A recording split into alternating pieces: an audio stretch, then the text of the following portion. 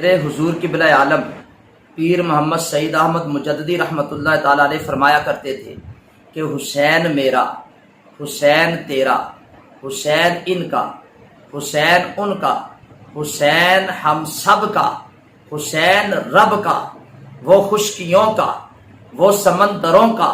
وہ صوفیوں کا، وہ قلندروں کا۔ حسین اگر نہ شہید ہوتا تو آج گھر گھر یزید ہوتا، نبی کی سنت عیا نہ ہوتی،